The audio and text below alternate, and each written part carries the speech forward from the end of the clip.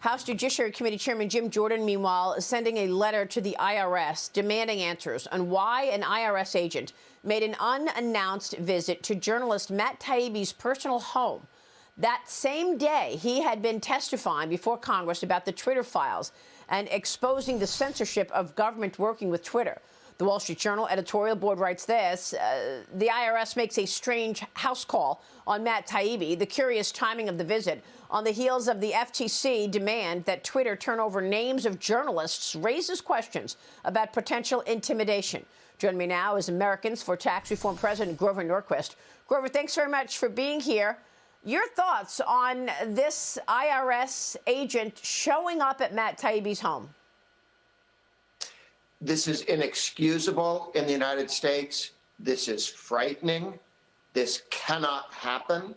But why would the IRS think that they could do this? Well, when somebody in the IRS stole thousands of IRS information and audits and so on and handed out to a left-wing group, ProPublica, nothing was done by the IRS. Nothing was done by the Justice Department. It has been 2 years since the administration has refused to let people know who did this. They haven't even asked for the material back. So when the IRS goes out and attacks people that the president doesn't like and rips their privacy apart, and by the way, hints to everybody else, we can do this to you. The administration says, we're going to give you $80 billion more. They're not unhappy. They don't want to know what's been done. They don't want it stopped. And I see the Justice Department doing nothing again. The IRS doesn't do house calls. Well, that's why I keep asking. I mean, I've never seen in my entire life someone following up on your tax returns by showing up at your home. Now, Matt Taibbi tweeted that he does not want to talk about this. I could totally understand him being incredibly intimidated. But he did talk to me about government's big hand on Sunday. He was one of my special guests on Sunday Morning Futures, and here's what he told me about this ordeal of the Twitter files and how he has helped to expose the censorship of true information by government. Watch this.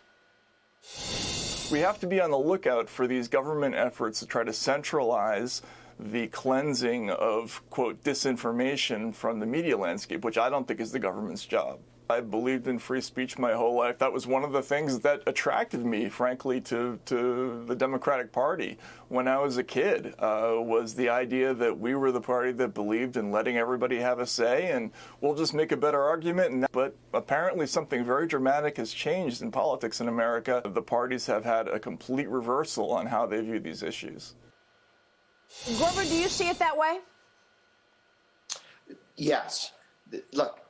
The team that wants to shout down professors who speak at universities is not comfortable that they can make the case to the American people for what they're trying to do. And so their position is, we will shout down lawyers, we will shout down judges, we will, who come and speak at universities, which is supposed to be where free speech flourishes most. This idea of, you also had the challenge where the FTC was going after people, when Elon Musk was letting the world know how the government had been pushing Twitter to do one thing or another and to censor certain people and certain thoughts. The FTC said, I want the list of all the journalists you talk to. The Federal Trade Commission does antitrust law, but they can ruin your day and cost you thousands of dollars, hundreds of thousands of dollars with lawyers by making those kind of threats. Can damage your stock value, but that's completely out of line. It's as if the army had shown up at your door and said we had a question. This is so disturbing. And by the way, Matt Taibbi said that this was not about anything monetary related anyway. They were saying that there was a identity issue. Mistaken identity, and that's why they showed up at his house. Matt Taibbi says that the IRS owes him a considerable sum, that neither case was the issue of monetary. But I thought that the Republicans were rescinding that $80 billion that President Biden wanted to hire 87,000 new IRS agents to do just that. That would require our friends in the Senate, which is run by Democrats, and a president's signature. hopefully within the negotiation over the budget, the debt ceiling increase, the Republicans want to pull back some of the spending on corporate subsidies for electronic vehicles, some of the corporate subsidies for the IRS, $80 billion. At least the part of it that has nothing to do with answering the phone. They've got $3 billion to answer the phone and help people. The rest is to go annoy you and to harass people. So let's spend the $3 billion, but not the 80. There's a lot of money to be saved in a deal on debt ceiling increase. That's where we may be able to pull back some of this IRS money. And a stunt like this may finally have cost the IRS tens of billions of dollars.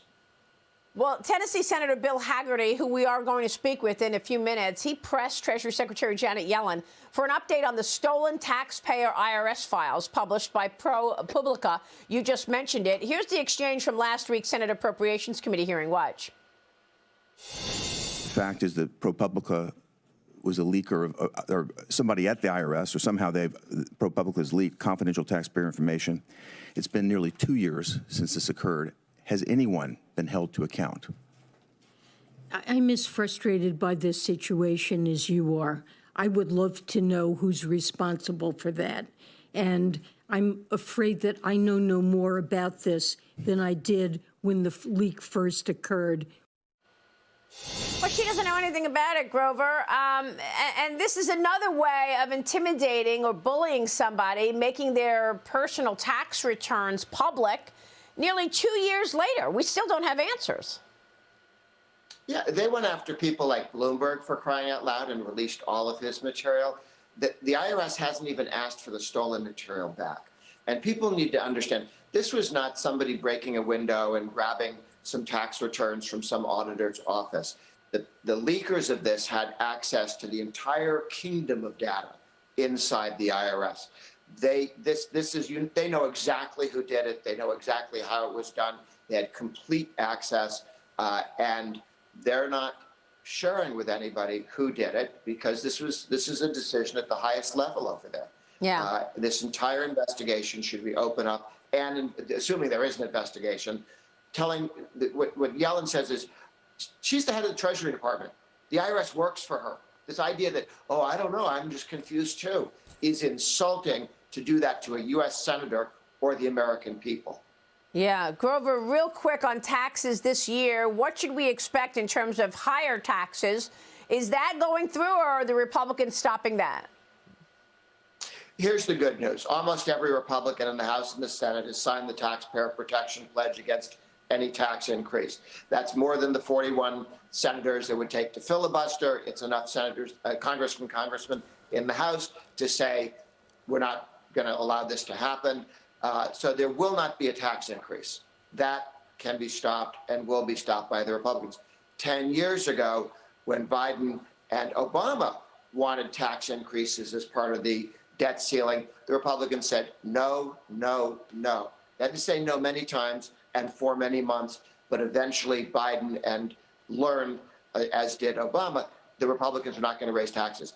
The Republicans are going to insist on spending restraint, at least as much spending restraint as there is debt ceiling increase. That's what happened 10 years ago, 11 years ago. It'll happen again. All right, Grover, we'll keep watching. Thanks very much for being here. Grover Norquist joining us this morning.